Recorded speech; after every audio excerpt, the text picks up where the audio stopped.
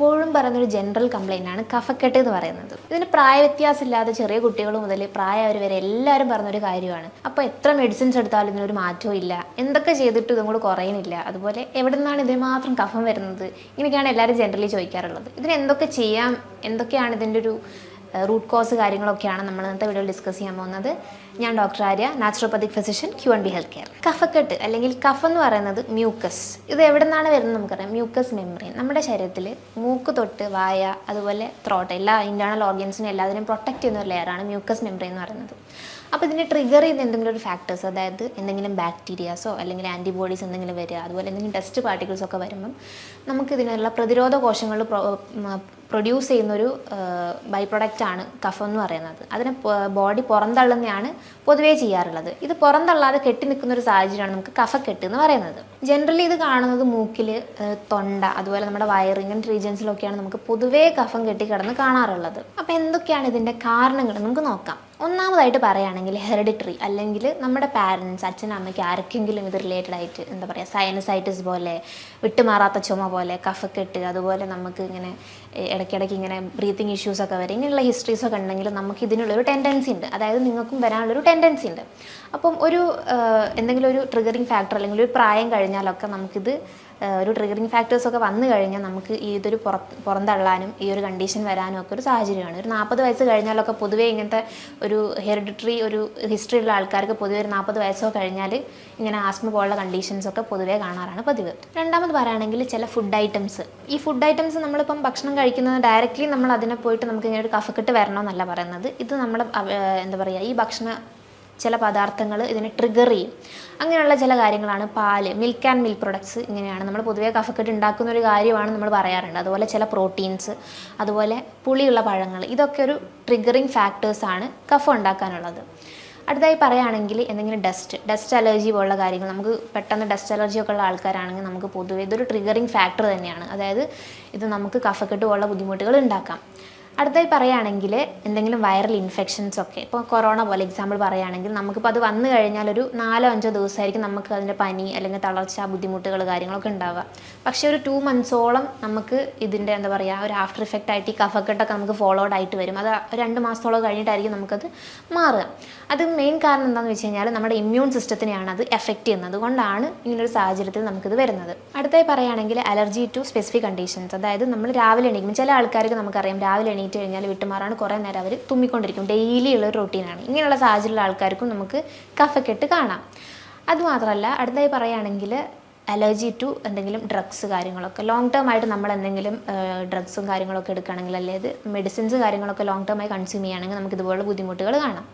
അതായത് നമ്മളിപ്പം എക്സാമ്പിൾ പറയുകയാണെങ്കിൽ നമ്മളിപ്പം ഈ കഫക്കെട്ട് പ്രിവെൻറ്റ് ചെയ്യാൻ വേണ്ടി നമ്മളൊരു മെഡിസിൻ എടുക്കുകയാണെങ്കിൽ ഈ മെഡിസിൻ നിന്ന് കഴിഞ്ഞാൽ നമ്മൾ ഒബ്വിയസ്ലി നമുക്ക് ഇതേ ഒരു ബുദ്ധിമുട്ട് നമുക്ക് വീണ്ടും വരും. അതൊരു ഈ ഒരു മെഡിസിനോടുള്ളൊരു അലർജിക് റിയാക്ഷനാണത്. രണ്ടാമത് പറയുകയാണെങ്കിൽ ഡ്രെയിനേജ് പ്രോസസ്സാണ്. അതിൽ ഒന്നാമത്തെ കാര്യമായിട്ട് നമ്മൾ വെള്ളം ധാരാളം കുടിക്കുക എന്നുള്ളതാണ്. വെള്ളം ധാരാളം കുടിക്കുമ്പോൾ നമ്മുടെ ഈ മ്യൂക്കസിനൊക്കെ ഒന്ന് പുറന്തള്ളാനൊരു സ്മൂത്തായിട്ട് നമുക്കതിനെ പുറത്തേക്ക് കിട്ടാനൊന്ന് ഹെൽപ്പ് ചെയ്യും. പിന്നെ പറയുകയാണെങ്കിൽ എക്സസൈസ് ചെയ്യുന്നത് വളരെ നല്ലതാണ്. മൈൽഡ് ആയിട്ടുള്ള എക്സസൈസൊക്കെ ചെയ്യുന്നത് ഇതുപോലൊരു കഫത്തിൻ്റെ ഒരു സ്മൂത്ത് ഫ്ലോയ്ക്ക് വേണ്ടി ഹെൽപ്പ് ചെയ്യും. അടുത്തായിട്ട് പറയുകയാണെങ്കിൽ ആവി പിടിക്കുക. നമുക്കറിയാം നമ്മളെല്ലാവരും വീട്ടിൽ ചെയ്യുന്ന കാര്യമാണ്. എന്തെങ്കിലും ഒരു ഇങ്ങനത്തെ ഒരു ജലദോഷം, തുമ്മൽ, ഇങ്ങനത്തെ ബുദ്ധിമുട്ടുകൾ, കഫക്കെട്ട്, ചുമയൊക്കെ ധാരാളമായിട്ട് വന്നെങ്കിൽ നമ്മളെപ്പോഴും ചെയ്യുന്നൊരു കാര്യമാണ് ആവി പിടിക്കുന്നത്.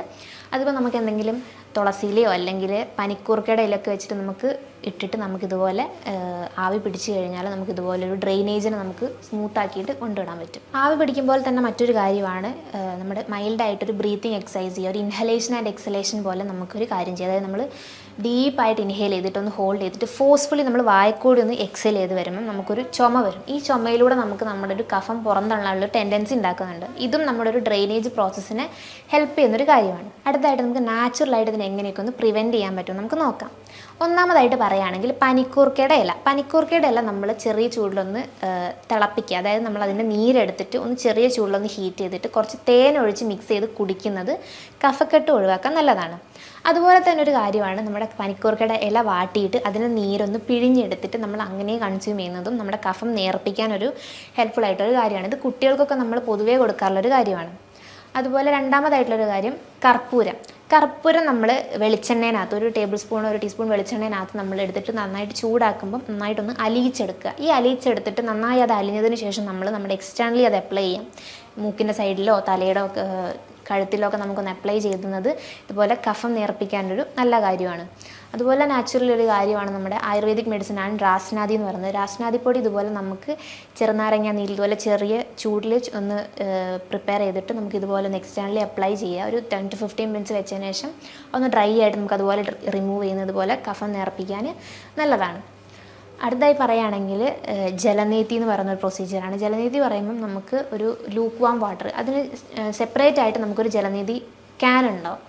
ഈ ഒരു ജലനീതി ക്യാനിൽ നമ്മൾ ലൂക്ക് വാം വാട്ടർ എടുക്കുക. ചെറു ചൂടുള്ള വെള്ളത്തിനകത്ത് നമ്മൾ കുറച്ച് ഉപ്പ് അലിയിച്ചിട്ട് അത് നമ്മുടെ തലയൊന്ന് ജസ്റ്റ് ചരിച്ചതിന് ശേഷം ഒരു മൂക്കിൽ കൂടെ ഒഴിച്ചിട്ട് മറ്റൊരു മൂക്കിലൂടെ പുറന്തള്ളുന്നൊരു പ്രൊസീജിയറാണ് ജലനീതി എന്ന് പറയുന്നത്. ഇത് പൊതുവേ നമുക്ക് ആ ഒരു ക്യാൻ ഉണ്ടെങ്കിൽ നമുക്ക് വീട്ടിലെല്ലാവർക്കും ചെയ്യാൻ പറ്റുന്നൊരു കാര്യമാണ്. ഇത് ചെയ്തതിന് ശേഷം, അതായത് 2 മൂക്കിലും കൂടെ നമ്മൾ അപ്ലൈ ചെയ്തതിന് ശേഷം നമുക്കത് ഒരു സിറ്റിംഗ് പോസ്ചറിൽ ഇരുന്നിട്ട് നമുക്ക് നമ്മുടെ മൂക്കിലൂടെ ഇങ്ങനെ ചീറ്റി കളയുക. അതിനകത്ത് ബാക്കി വരുന്ന മൂക്കിൽ തങ്ങിയിട്ടുള്ള വെള്ളം നമുക്ക് ചീറ്റി കളയുന്നത് ഈ ഒരു പ്രൊസീജിയറിന് കംപ്ലീറ്റ് ചെയ്യുന്നതാണ്. ഇത് ചെയ്യുന്നതെന്ന് പറഞ്ഞു കഴിഞ്ഞാൽ നമ്മുടെ നേസൽ ഓപ്പണിങ്സിനൊക്കെ ഒന്ന് റെഗുലേറ്റ് ചെയ്യാനും അതുപോലെ തന്നെ നമുക്ക് കഫം കെട്ടിക്കിടക്കുക അല്ലെങ്കിൽ മൂക്കൊലിപ്പൊന്നും പ്രോപ്പറായിട്ട് വരുന്നില്ലെങ്കിൽ ഇതൊക്കെ ഒന്ന് പുറന്തള്ളാനും വളരെ ഹെൽപ്ഫുള്ളാണ്. ഇത്രയും റെമഡീസൊക്കെ നിങ്ങൾക്ക് ചെയ്യുകയാണെങ്കിൽ നമുക്ക് വീട്ടിൽ തന്നെ അല്ലെങ്കിൽ നിങ്ങൾക്ക് നാച്ചുറലായിട്ട് തന്നെ ഒന്ന് ക്യൂർ ചെയ്യാൻ പറ്റുന്നൊരു കണ്ടീഷനാണ് കഫക്കെട്ട് എന്ന് പറയുന്നത്. അതല്ല ഇനിയിപ്പം ലോവർ റെസ്പിറേറ്ററി ട്രാക്ട് അല്ലെങ്കിൽ നമ്മുടെ ബ്രോങ്കസിന് താഴെയായിട്ടാണ് ഇങ്ങനെ കഫം കെട്ടിക്കിടക്കുന്ന ഒരു ഇൻഫെക്ഷൻ കാര്യങ്ങളൊക്കെ ഉള്ളതെങ്കിൽ നിങ്ങൾ തീർച്ചയായിട്ടും ഒരു ഡോക്ടറിനെ കൺസൾട്ട് ചെയ്തിട്ട് ഫർദർ ഇൻവെസ്റ്റിഗേഷൻസും മെഡിസിൻസും കാര്യങ്ങളൊക്കെ എടുത്തതിന് ശേഷം മാത്രമേ നമ്മളത് പ്രിവെൻറ്റ് ചെയ്യാൻ പാടുള്ളൂ.